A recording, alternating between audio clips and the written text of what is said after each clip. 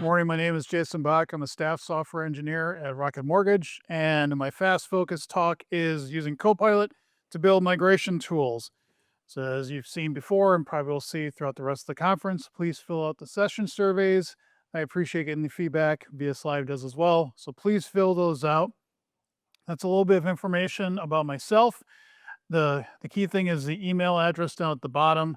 This is a fast focus, so as I said in my previous one on the caching talk, I have a limited amount of time. So if you have some questions, that's fine, but I gotta limit this to 20 minutes. If something comes up later, just shoot me an email at my address there. And if you don't see me at the conference the rest of the week, which I'm here all the way through Friday, just send me your question that way and I'll try to answer it as best as I can.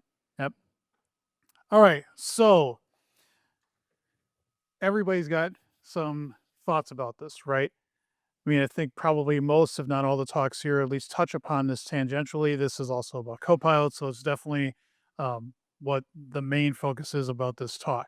But I think this it's really interesting to see. I've been doing software development now for over 30 years, and in the last, at least in my opinion, is in the last 3 years, this has come from something that was kind of on the fringes, maybe a little bit of discussion to now you go to a conference and it feels like it's part of every talk. And that's what everybody's talking about in the hallways. Okay.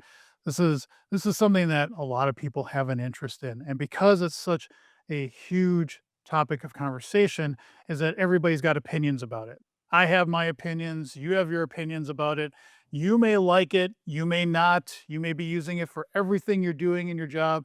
You may just be using it sporadically, if at all. So wherever you're at on the landscape is totally fine. I'm not doing a talk here to talk about what's good or not good about it. Okay. So that's one thing to keep in mind. I always think having a healthy dose of skepticism about any technology is a good thing to figure out what works and what doesn't.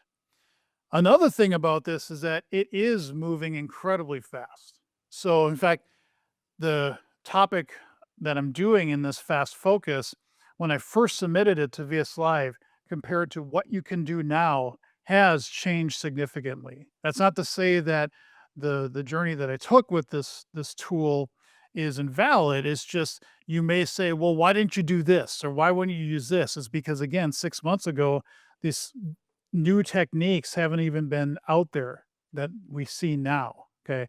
So that's another thing to just keep in mind with all this stuff is what you do literally 3 months from now may be very different from what you're doing now. Okay. The pace has accelerated a lot. Another thing to keep in mind with all these LLMs and these tools is, Dustin Campbell, I think, may have said it in his previous talk. They're productivity tools. And I think in my mind, that's a good way of approaching them. They're a way to increase your productivity. You're still the one that is saying, I submitted this code in a PR. And that's also the way I take it as well. I'm the one responsible for this. And these tools, by their very nature, are stochastic. They can feel a little bit like a mess. And yes, we can have skills files and we can have these other things in that try to keep the LLM on track and not go off into the weeds.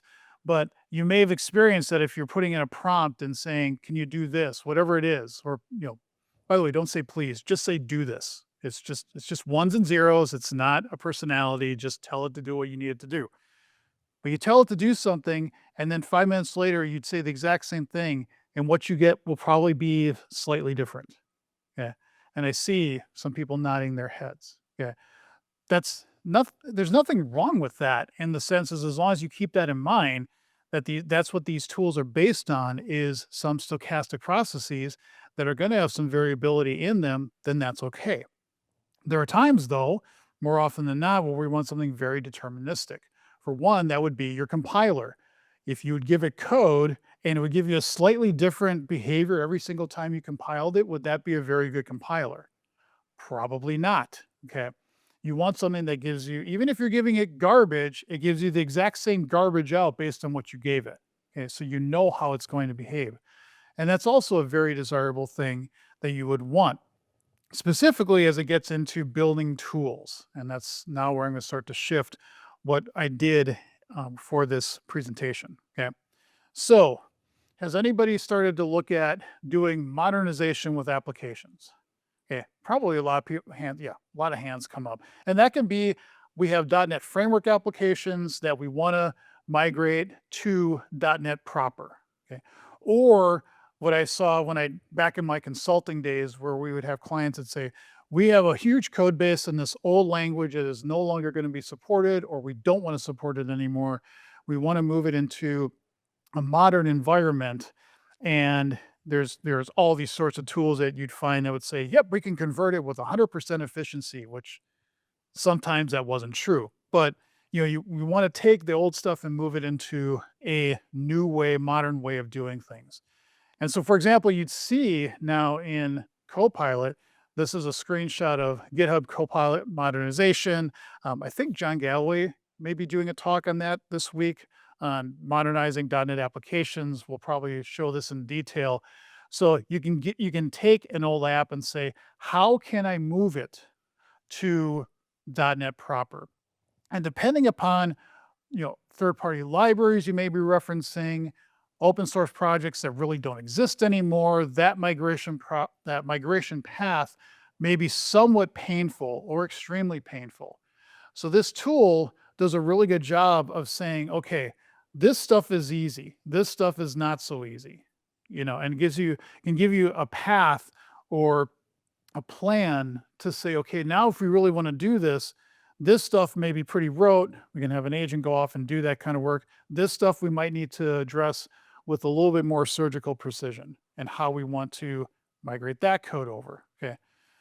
What I was looking at doing is migrating code to move from an old library to a new library. So where I work and the team I work on is essentially we develop libraries and packages in different languages like C#, JavaScript, and Python so that other engineers can use them in their applications. Okay, so that's primarily our focus on that team. And as you probably would guess, probably what you've seen and where you work is that sometimes you have things that are considered older or legacy or you kind of want to move off from. So along with moving people off of .NET Framework, which has a lot of benefits to moving to .NET, is also taking code that's using some of these older libraries and moving it to newer ones. So the one I looked at specifically is we have an older logging library that does a bunch of things, and we want to move it to a newer library that we built in the last year or two that we think has a whole bunch of better characteristics and benefits. So to be a little bit more specific on that, this old logging library is a custom logging library. So for a long time in .NET did not have a standard logging API, it did not have a standard dependency injection API, those types of things. So people in the community, you'd build log4net, nlog, serolog, all these other different types of libraries that worked really well, but weren't in the box proper. Okay, and that's what this one was as well. It was a whole logging library built unto itself. It also targets both .NET Framework and .NET. And the other one at the bottom is that it doesn't align 100% with what you see now in .NET. For example, it has an enumeration value for a logging level called audit. Well, in .NET, if you look at the log level enumeration, there is no audit level. So that now starts to build in some friction. How do you handle that discrepancy if you want to move to our new library?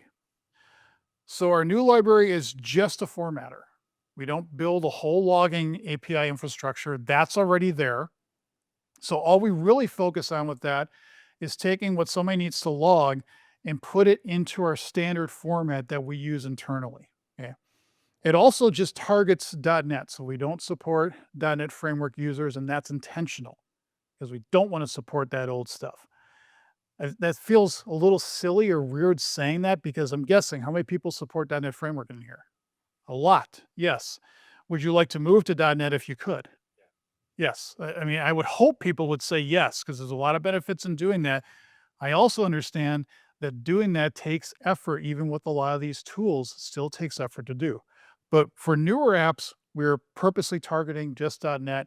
And because of that, we align 100% because we're just building things that work with the logging APIs that exist within .NET. So I started doing some experiments, started doing some prompting, saying, found code bases internally that were using the old library and saying, all right, Copilot, go off and try to convert this. And as you can imagine, I got varying levels of success based on when I did it and what incantation I did and what text I had in my prompt. Sometimes it worked really well. Sometimes it kind of did not work. And to me, that wasn't good enough. I wanted to have something that gave us a much more deterministic output to do these transformations. So in .NET, we have this thing called Roslyn, which is the compiler API. It's all this stuff underneath the scenes that takes your C# code and makes it into assembly. That's a huge amount of hand waving there, but that's effectively what it does. It's also assemblies, packages that you can use for all sorts of things that you want to build. Tomorrow in the afternoon, I'm doing a talk on how do you build analyzers and source generators and other tools like that in the afternoon. So check that out. I'll dive much deeper into the mechanics of these things. Okay. But this gives you complete information about your code, everything that's going on, calls, invocations, types that you're using, and so on. And I've used Roslyn a lot in my past and in my history, and it's a very powerful tool to use. So I thought, could I build a .NET tool? And what I mean by that is a console application that I can package up as a NuGet package and then put it into our internal package repository source. And then people can just install that tool, run it, and it just works. Okay. Again, if you want details, come to my talk tomorrow. We'll talk more about how you build these things, but that's what I wanted. And then I, again, have a much more deterministic view of the code.